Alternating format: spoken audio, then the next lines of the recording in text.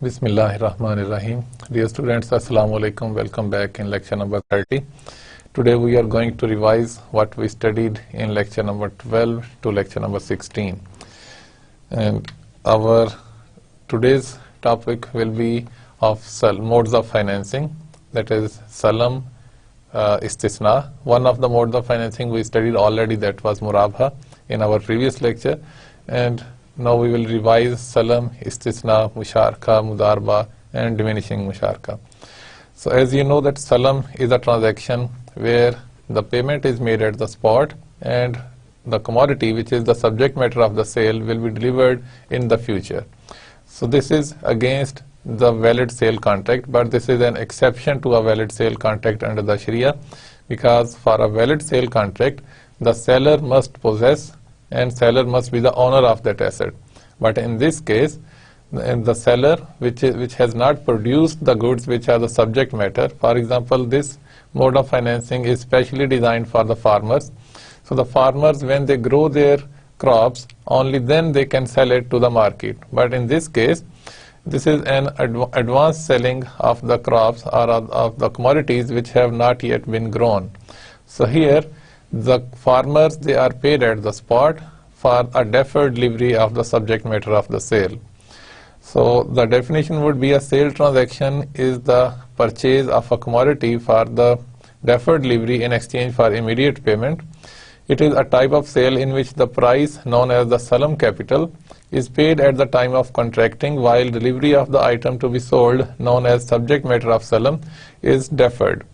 And it has its uses. It can be applied for the purchase of commodities, financing for production of agricultural commodities or minerals. So you see, the beauty of this transaction is that farmers, they get in advance some capital which they can use to grow their crops. And if they have some capital in advance, they can use that capital to timely grow their crops and to use fertilizers to get more crops. So this is a beneficial tool for both the seller and the buyer. And it also accommodates the liquidity requirements of the sugar mills. And it has its different applications, particularly when you go to the countryside.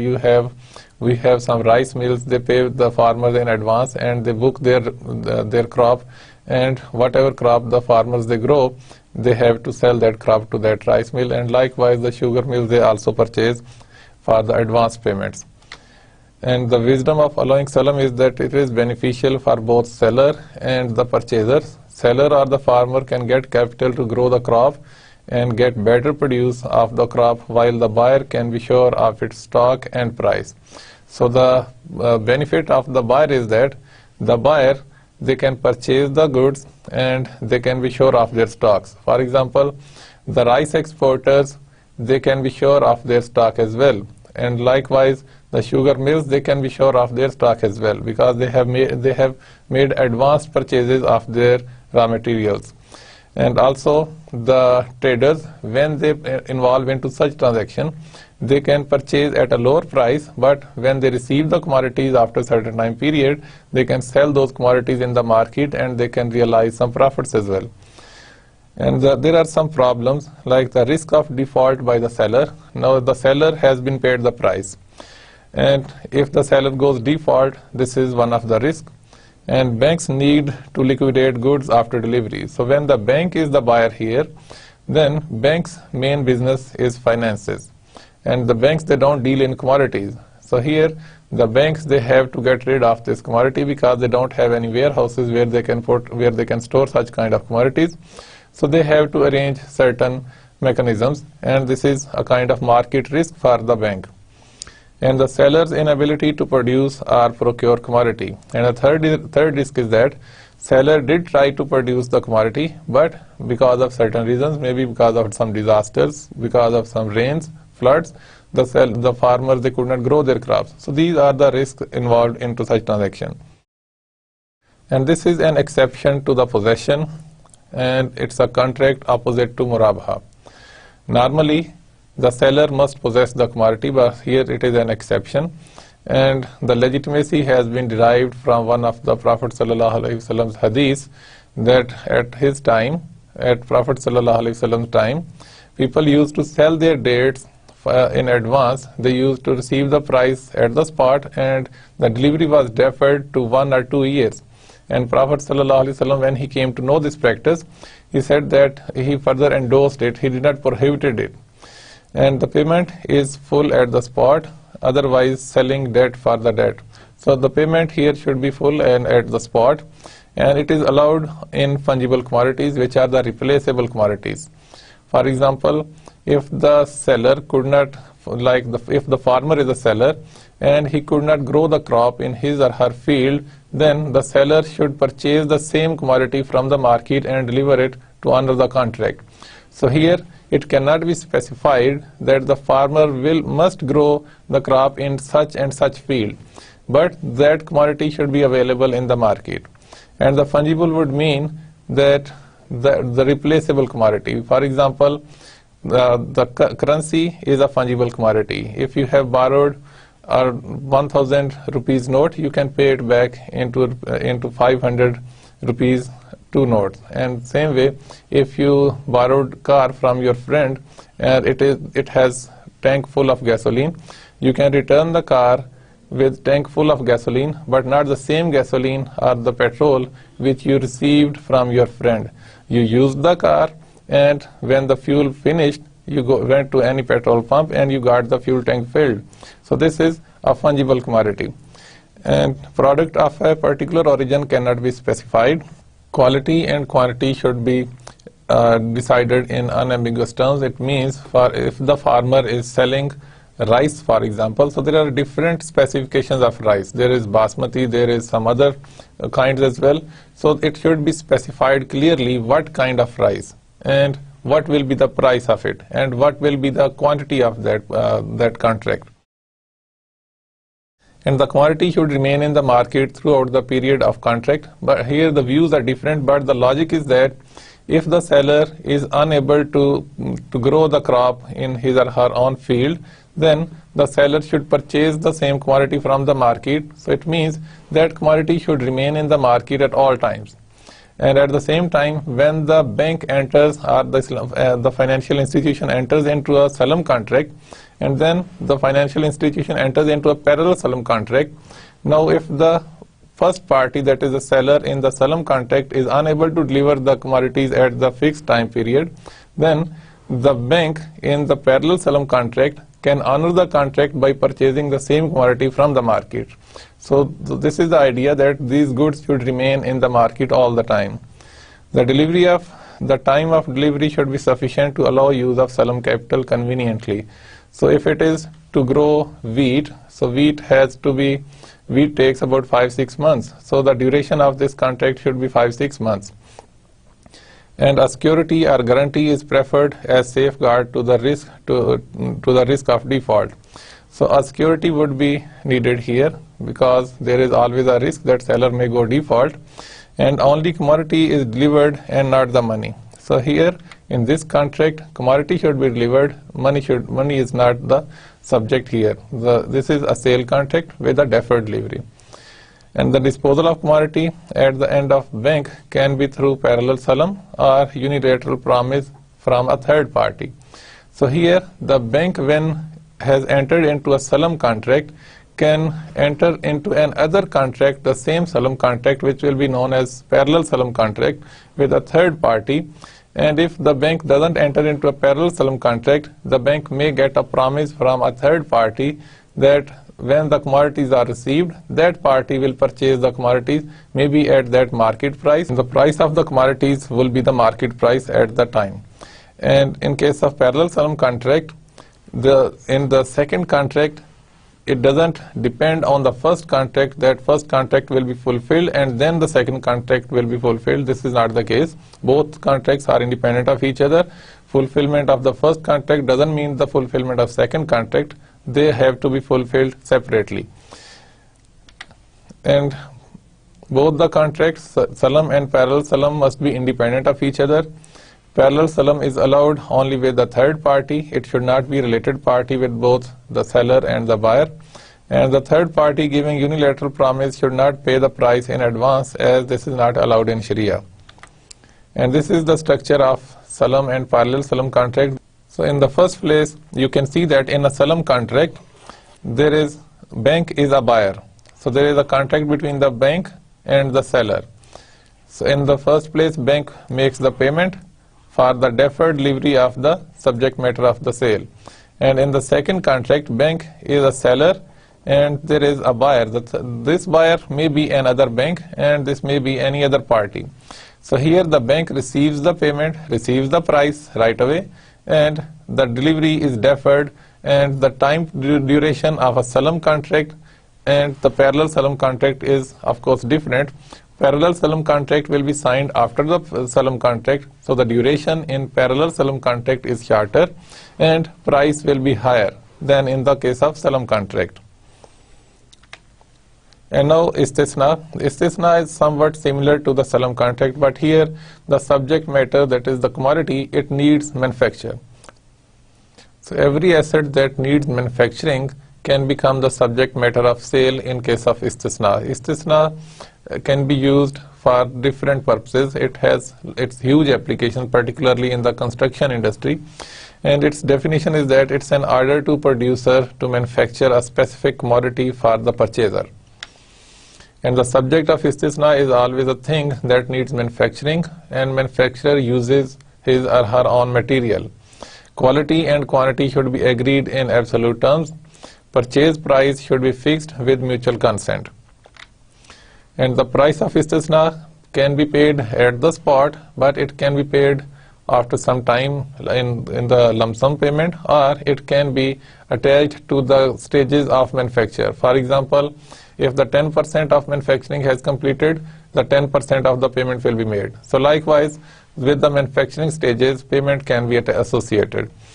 And price of Istisna can be in the installments, and installments can be tied up with the stages of manufacture. And when the required goods have been manufactured by the manufacturer, purchaser can exercise his right to reject the goods based on the defects in the manufactured goods. So if the manufactured goods, they don't qualify the terms and conditions of the contract, that is the specification and the quality which was mentioned into the contract, they are not same. So in that case, the buyer can reject and can cancel this contract. The contract of Istisna can be cancelled unilaterally before the manufacturer starts working. So both the parties, before the manufacturing starts, they can unilaterally cancel the contract. And after starting the work, Istisna contract cannot be cancelled unilaterally. It may be cancelled with mutual understanding, but no party can cancel this contract unilaterally. And there are certain differences between Istisna and Salam. The subject of Istisna is always a thing which needs manufacturing, whereas the subject can be anything that can be grown, that can be manufactured. And the price in Istisna doesn't necessarily need to be paid in full in advance.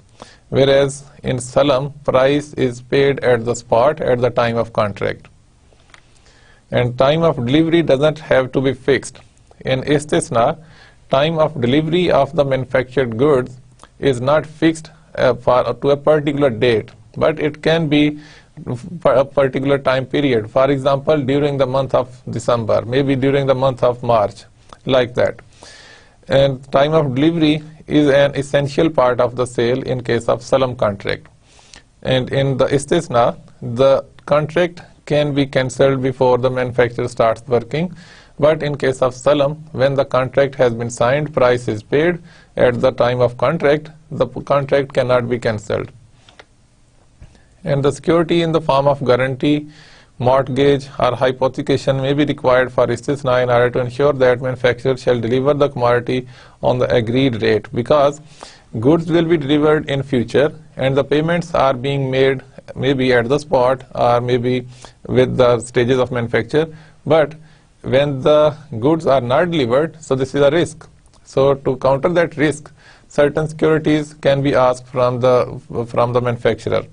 And in the case of default in delivery, the guarantor may be asked to deliver the same commodity, and if there is a mortgage, the buyer can sell the mortgage property, and the sale proceeds can be used either to realize the required commodity by purchasing from the market, or to recover the price paid in advance.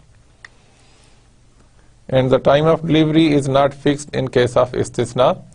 So in case of istisna, this is not necessary to fix the time of delivery. However, the purchaser may fix a maximum time for delivery. After the appointed time, he will not be bound to accept the goods and pay the price. So if the time duration is supposed the goods should be delivered during the month of December, it doesn't mean that goods should be delivered on 1st of December or 31st of December, any day of December. But after December, this is a limit. So after December, the buyer may refuse to take the delivery, and they may may cancel the contract. And in order to ensure that the goods will be delivered within the specified period, some modern agreements of this nature contain a penalty clause to the effect that in case the manufacturer delays the delivery after the appointed time, the price shall be reduced by a specified amount per day. So this is a mechanism designed by the scholars that if the manufacturer delays the delivery beyond a certain limit date, then for every delayed time period, a price can be deducted. For example, if the order was to produce geysers to the manufacturer, so geysers are highly required in the market during the winter. So the time limit was set that the manufacturer will deliver the geysers during November. So it means that after November, when the winter is at its peak, people will be buying geysers, heaters, things like that. So if it is delayed after November, it means the sales are dropping for the buyer. In that case, buyer may reject to take the delivery of those goods, and there is another option that buyer may reduce the price of those geysers, maybe per unit, or out of the total price of the contract, a certain percentage will be reduced every day. And this is one of the mechanisms to make the manufacturer bound to fulfill or to honor the contract. And before delivery, goods will remain at the risk of the seller. So this is natural. Whoever is possessing the goods physically will have the risk. And after delivery, risk will be transferred to the purchaser. Possession of goods can be physical or constructive. Transferring of risk and authority of use and utilization or consumption are the basic ingredients of constructive possession. So constructive possession, as I have explained earlier, that when the person who is having constructive possession has the potential to use that property or to benefit from the use of that asset, this is called the constructive possession. And if the manufactured goods are delivered before agreed date, the purchaser can refuse to accept the goods. And after the execution of istisna agreement with one party, buyer and a seller executes another istisna agreement with a third party. So just like in case of parallel salam contract, a parallel istisna contract can also take place, but with a third party. In case of istisna contract, client approaches the bank for the construction of certain goods. So suppose that the client approaches bank for the construction of, suppose, furniture. So in that case, bank doesn't have the specialization to manufacture the furniture, but bank will enter into an istisna contract with the client with the intention that bank will get the furniture manufactured by some third party and will deliver the furniture to the client. And then in the second contract, in the parallel istisna contract, bank will enter into a contract with the manufacturer.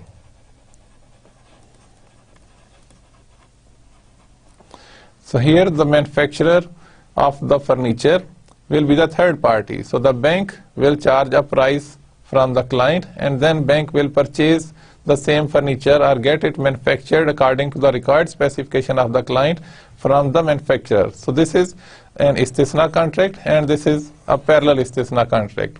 And in both cases, bank will earn the difference of price. The price which is in the first contract, that is istisna contract, will be higher than the price bank will be paying to the manufacturer.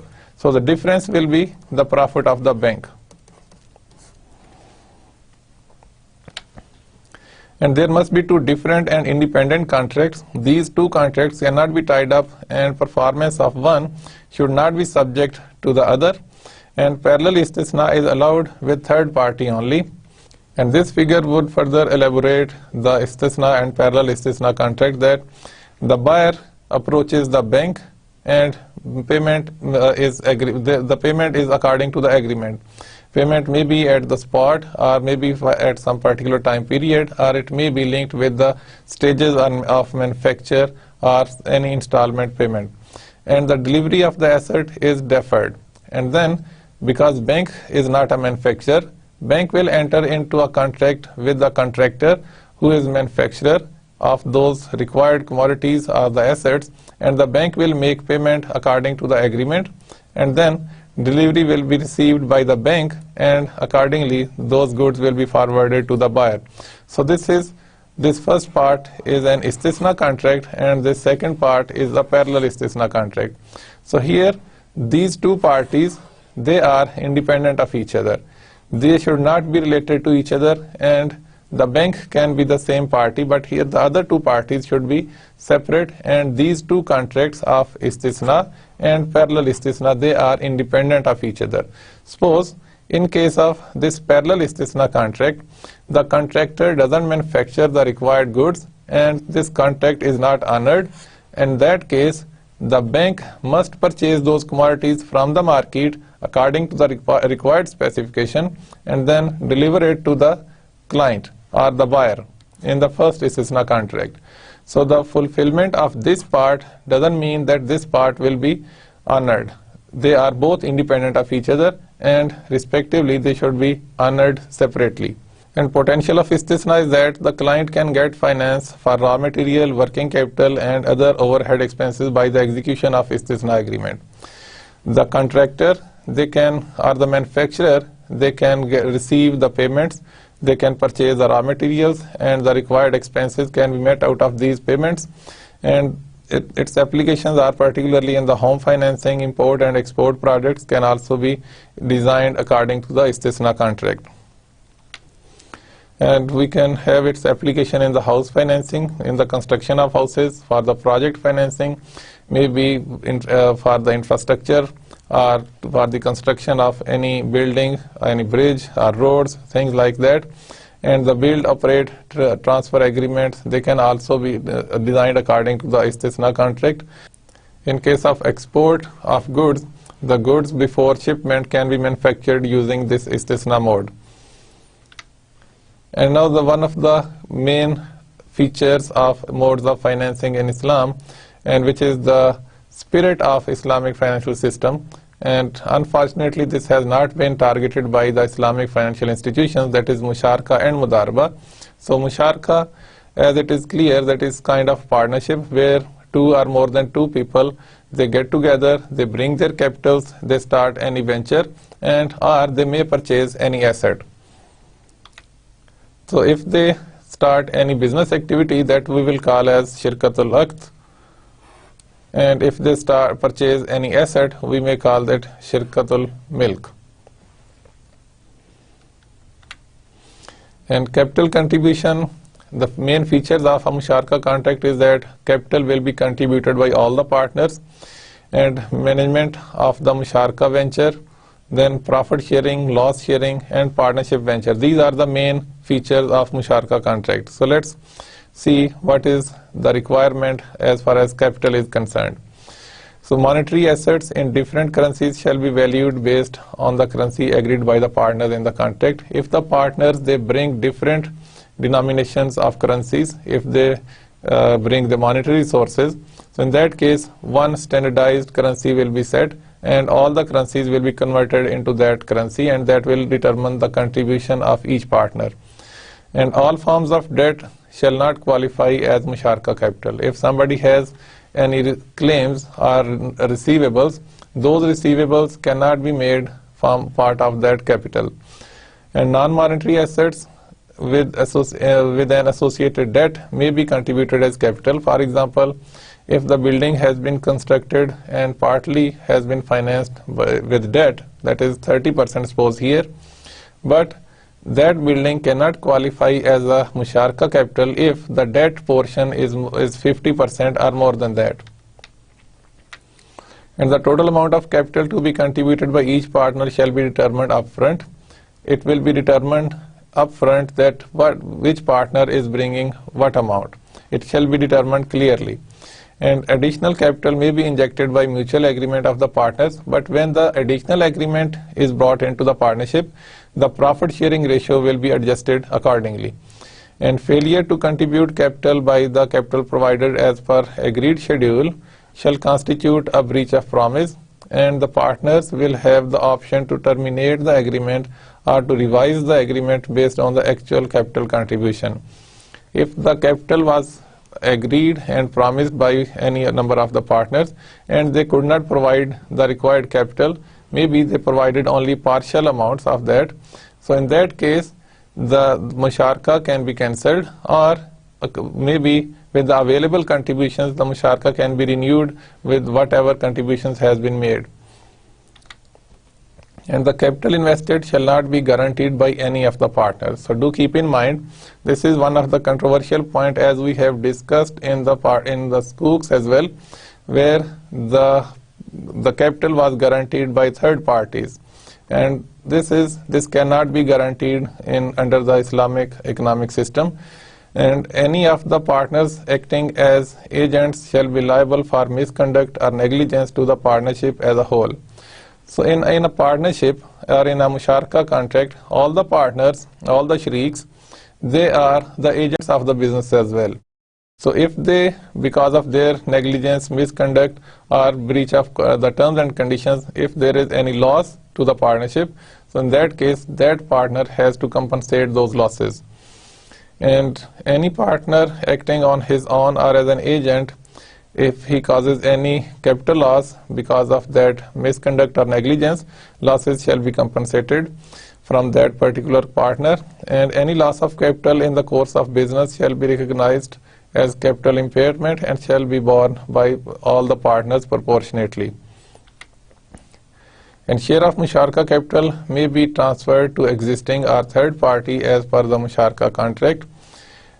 Here the share of musharaka capital may be transferred to existing or third party as per musharaka contract, means that any of the partner can sell his or her share to any third party, or maybe the existing partners, they can purchase the share of that leaving partner. And the musharaka agreement may impose a condition that compels a partner to offer the redemption of the partner's share of capital to existing partners based on a certain agreed terms and conditions. So diminishing musharaka is one of the examples, that one of the partners sells the share to the other partner. So that is the case here. And the capital gains or losses will be shared by the partners. If the business value increases, the musharaka's value increases, it means it will be shared among the partners proportionately.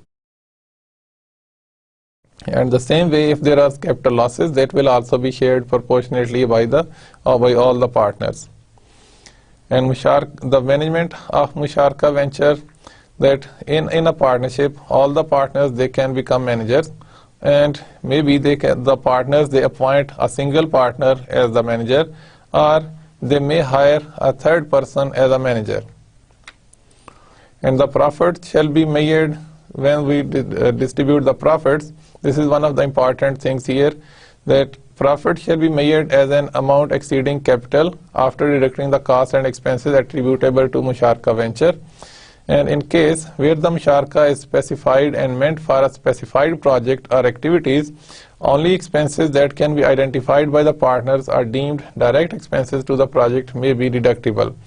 And in case if it is for a particular project, the direct expenses can be deducted from such kind of musharaka. For example, there are different ventures under the musharaka. So for a particular musharaka which is going to finish within suppose 6 months, or if it is for a particular project, when that project completes, that musharaka will end up. So only the direct expenses can be attributed here. And the profit sharing ratio may either be proportionate to the capital contribution or be based on a ratio or percentage which is agreed upon by all partners irrespective of their capital contribution. So the profit sharing ratio can be different from the capital contributions. You can imagine that if the partner is an active partner or is acting as an managing agent, so in that case, the sleeping partners will have lesser share in the profit distribution, and the working partners, they will have greater share irrespective of the capital contribution share.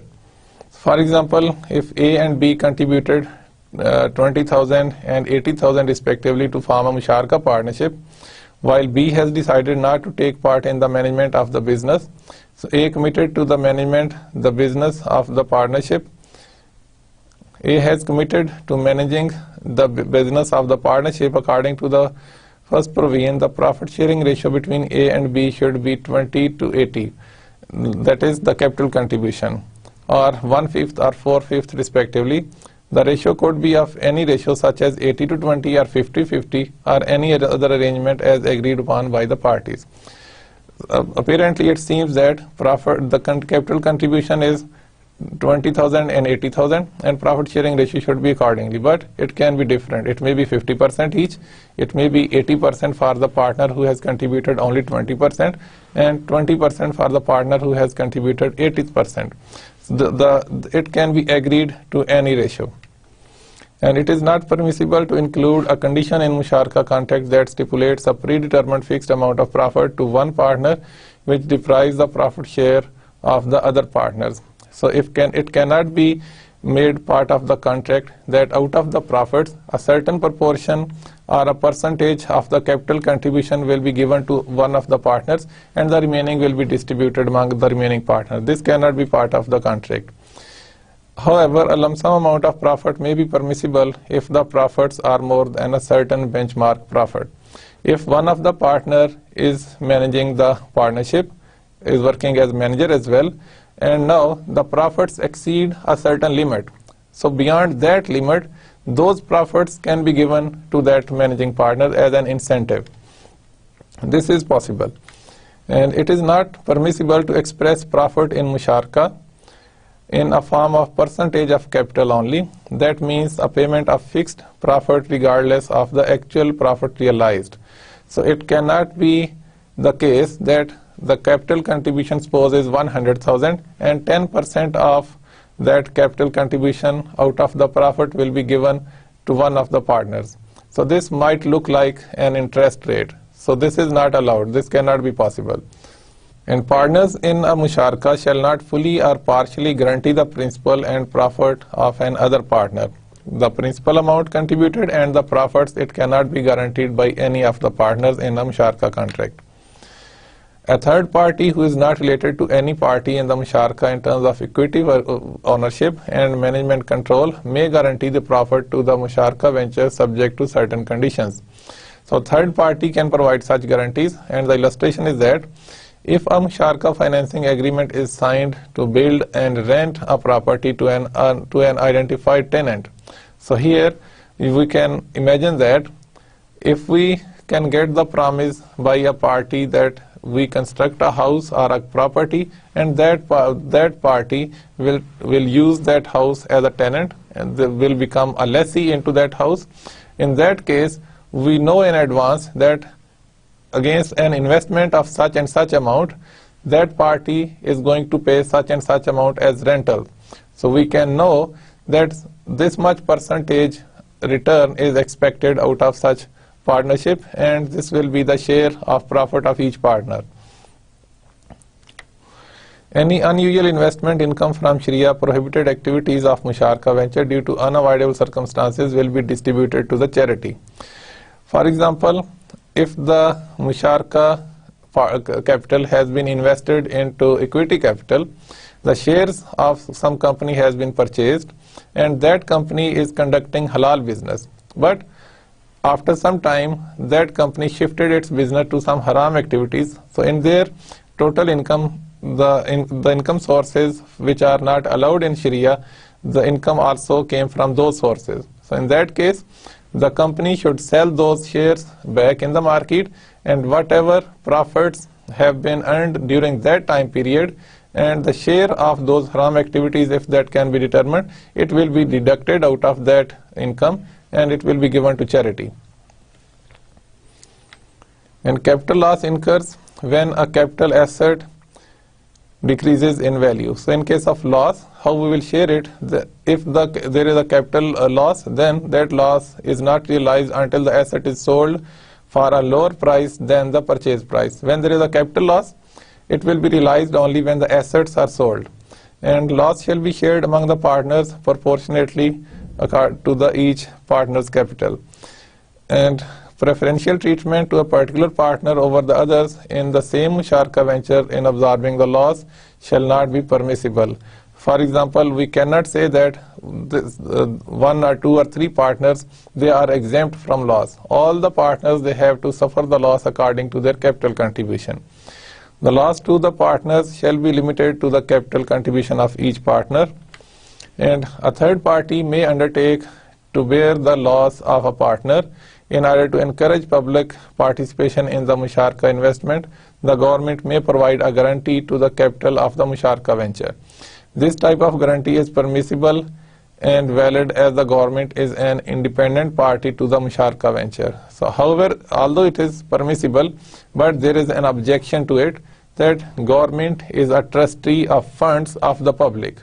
Government is not owner of those funds. So with the funds of others, you cannot use it against their wills. So the government, even they cannot provide guarantees in such cases. So this is one of the objections against the guarantees which are provided in case of capital contribution. And upon realization of loss, a partner may agree without any prior condition to bear the loss of another partner at the time such a loss is realized. So if one of the partners think that the other partner is quite poor, and this will be a huge setback if the loss is shifted or transferred to that partner as well. So in that case, one of the partner, out of virtuous act, or just to earn reward from Allah, may absorb the loss of some other partner as well. But this is not a condition. It is only a virtuous act, and it's not part of the contract. And the loss due to misconduct, negligence and breach of terms and conditions by managing partner shall be borne entirely by the partner. And the partnership venture, what kind of businesses that can be conducted out of this musharaka arrangement? Business ventures of musharaka shall be Sharia compliant and may be conducted in various sectors such as trading, plantation, construction, manufacturing, investment and services. A musharaka contract may be adopted for non-commercial activities which are non-profit oriented, and pre-contracting costs like feasibility study fee may be charged to the customer subject to his or her consent. For example, if there is a party want to become partner into a venture and the bank conducts a feasibility study for that particular business venture, so the cost of that feasibility study may be charged from the client, or it may become part of the capital contribution of the bank. Now, Mudarba, as you know earlier, that Mudarba is an arrangement where it is kind of partnership where the capital contribution is from one party and the efforts or the human resource contribution is from the other party. And the definition is that this is a kind of partnership between two parties where one partner contributes capital, the other contributes efforts as manager or entrepreneur.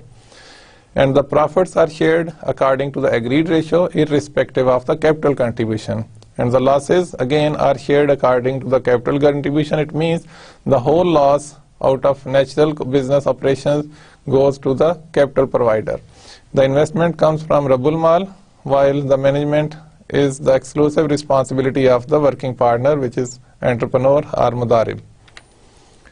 So there are a number of principles governing the mudarba contract. For example, nature of the contract, capital, management of the mudarba, profit and loss sharing mechanism. So nature of mudarba contract is that it allows any one of the contracting parties to terminate the contract unilaterally. in Mudarba contract, it is allowed for the parties that they can quit from this contract by serving the notice according to the terms and conditions mentioned in the contract. However, the contract shall not be terminated unilaterally if it is for a specified project or it is for a specific time period. After that project is completed or after that time duration passes, that partnership automatically finishes. And the capital shall be contributed by the capital provider and shall be managed by the manager to generate income. The capital of Mudarba may be in the form of monetary or non-monetary assets. So just like the capital contribution in case of Musharka, that it can be in cash, it can be in kind, so like the building, machinery, can be anything can be contribution. And monetary assets of different currencies shall be valued according to an agreed currency at the time of signing the Mudarba contract, and mutually agreed currency shall be applicable throughout the contract period. And the capital in the form of non-monetary assets, which may include intangible assets, shall be valued based on the valuation determined by a third party or as agreed upon by the contracting parties at the time of contract. So if the capital provider or the Rabbul Mal provides capital in non-monetary sources or the tangible assets, so in that case the valuation of that will be determined by any third party agreed by both the partners, or at the time or the market value can be taken as the capital contribution. And upon termination or expiry of the contract, non-monetary Mudarba capital contributed may be redeemed at its original value invested or otherwise at its market value, but preferably the assets, they are redeemed at their market value.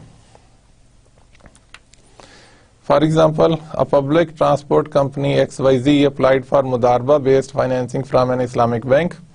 The bank approves the application and agrees to provide 5 buses to the company as Mudarba capital valued at rupees 10 million each, valued at rupees 10 million based on prevailing market value, and company should manage the operations of these buses. Upon the termination of the contract, Mudarba capital may be valued at its original value or the residual market value as agreed in the contract.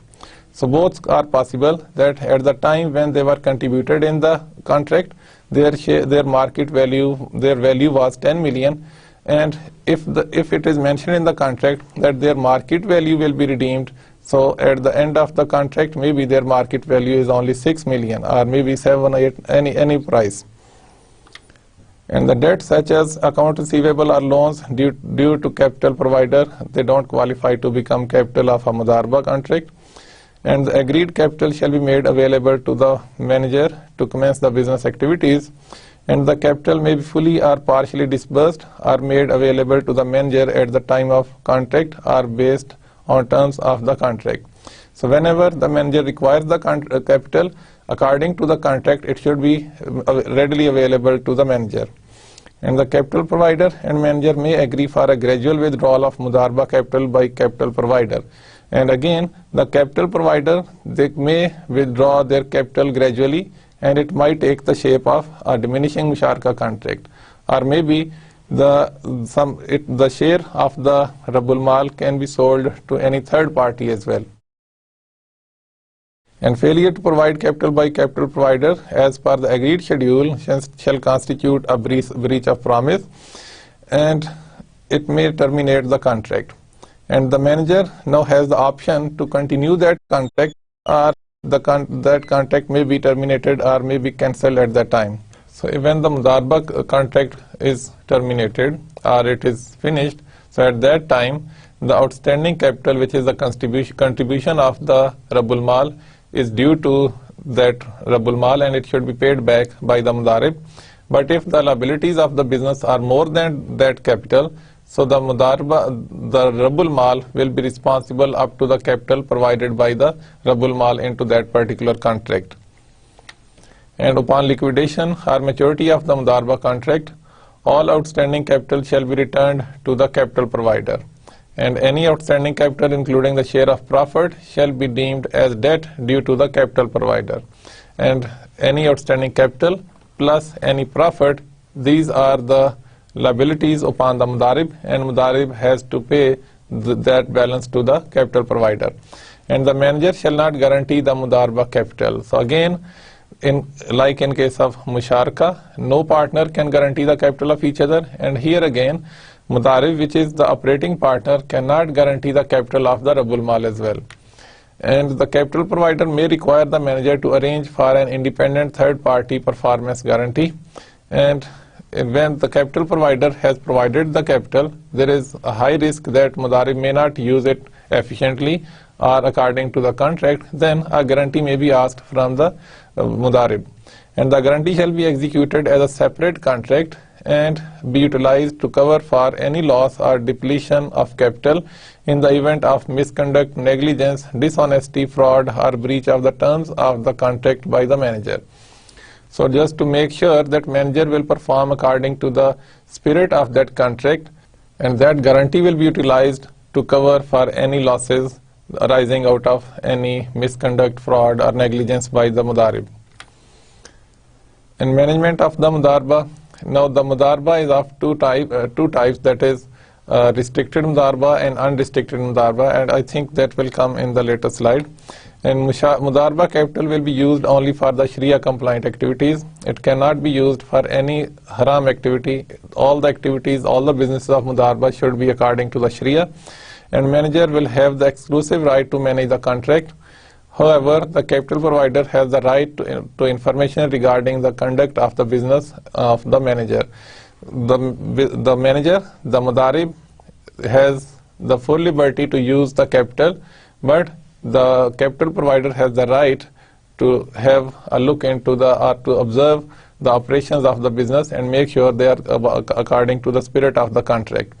And manager shall not be liable for any loss of capital unless it is due to the negligence, dishonesty, misconduct, or breach of contract by the Mudarib. And there are two types of Mudarba. One is restricted Mudarba, other is called unrestricted Mudarba. In case of restricted Mudarba, as it is clear from the word that there are certain limitations, there are certain restrictions for the Mudarib to perform the operations of a Mudarba contract. The powers of the manager shall be provided under the terms and conditions of the contract, and the contract may restrict the manager's role or function, such as determination of location. Location can be determined by the capital provider, and it can be limited, it can be restricted to a particular location. And the period for investment, that is, the capital may be provided for a certain time period, and after that capital must be paid back or returned to the capital provider. And type of project, what business is going to be conducted with that capital, that can also be restricted by the capital provider. And commingling of funds, if the capital provider allows the capital investment by other partners or from the Mudarib as well, then the Mudarib can ask for capital from other people or can commingle the capital of himself or herself into that Mudarba contract. And when some other partner's capital is invited into it, or the Mudarib contributes his or her own capital into the business, then it will change its nature to Musharaka contract, provided it doesn't nullify the purpose or objective of the contract. However, the restrictions shall not unduly constrain the manager. So all these restrictions should not mean that business is no more feasible. So they can be possible, but the feasibility of business should not be restricted. And in case of unrestricted Mudarba, again it's clear from the word unrestricted that there is no restriction upon the Mudarib. Wherever or whatever kind of business he wants to conduct, it is up to the Mudarib. Rabbul Mal gives full freedom to Mudarib to undertake whatever business is required. This is called unrestricted Mudarba. The manager has the discretion to use the capital in the best interest of the Mudarba. However, Mudarib is not authorized to keep another Mudarib or a partner. So in the Mudarba contract, Mudarib cannot engage any other party into this Mudarba contract and mix his own investment into this Mudarba contract. It would mean that now the nature of the Mudarba contract would change into Musharaka contract. But if the Rabbul Mal allows, only then this is possible. Otherwise, the commingling of capital is not allowed. Then there is further classification of Mudarba contract, that is single tiered Mudarba and multi-tiered Mudarba. In a single tier Mudarba, the idea is that the Rabbul Mal provides capital to the Mudarib, and Mudarib will utilize that capital and engage into some business activity. And this is the relationship between the Rabbul Mal and the Mudarib. This is known as the single tier Mudarba. Whereas in case of multi-tiered Mudarba, the Rabbul Mal provides capital to the Mudarib, and then Mudarib may provide the same capital to the next Mudarib. So there will be different tiers of Mudarba. So this is allowed, and this should be with the consent of the Rabbul Mal. If the Rabbul Mal doesn't allow such type of transaction, then this is not possible. And we have multi-tiered Mudarba in different forms in the Islamic financial system. Suppose in case of bank, we see the bank is in the center, and in this capacity bank is Mudarib. And you see all the depositors, they deposit their funds in the bank, and they are the Rabbul Mal. And bank is the Mudarib. Bank is working as an agent, as a manager, and here the relationship between the depositors and the bank is the first tier or the single tier Mudarba. And these Rabbul Mal, they can deposit their capital in different forms, like in different types of accounts, or maybe for a particular fund. And these capital providers, they are known as Rabbul Mal, and then the bank works as Mudarib. But on the other hand, bank enters into different contracts with different parties, and you can see bank becomes the Rabbul Mal, and these parties, they are the Mudarib. So bank will make investment maybe on the Musharka basis, maybe on the Mudarba basis, but if it is on Mudarba base, then all these investments may be entered with different partners A, B, C and D. So the bank will enter into independent contracts with all these different Mudaribs, and the returns of this business according to the share of the bank will be deposited or will be given back to the bank. Now the bank has provided capital and earning profit or losses against these investments. And out of these profits which the bank receives, so according to the first contract, the bank may deduct the managerial, the fee, maybe the managerial fee, or we may call it a wakala fee, and bank may charge a Mudarba partnership, the bank may deduct a percentage of profit which is received from the second tiered Mudarba, and out of this profit bank would keep certain amount for his or her own its own administrative expenses, and the remaining will be distributed among the depositors. So this phenomena is known as the two-tier Mudarba. And in Islamic financial system, this arrangement is not only in case of banks, the depositors into the banks, and then the clients of the bank for different modes of financing. It can be in the form of different funds as well. For example, when we talk of Mudarba fund, the banks, they are the financial institutions, they announce different types of fund, as we have discussed them in the Islamic investment funds. And in that case, the investment is invited from all over the world, and the depositors, they deposit their funds into that particular fund, and there is a relationship of Rabbul Mal and Mudarib. The fund manager, which is normally a financial institution or a bank, works in the capacity of a Mudarib. Now the suppliers of that fund, they are the Rabbul Mal, and in their capacity they are partners into that fund. There is a Musharka contract, maybe we can call it, and the profits will be shared according to the capital contribution by all the capital providers. And then the next relationship with the fund manager is Mudarba based. The profits will be shared between the Rabbul Mal and the financial institution, and then that financial institution will use those funds for different activities. But if it is a Mudarba fund, then the bank will supply those funds to different entrepreneurs, to different managers on Mudarba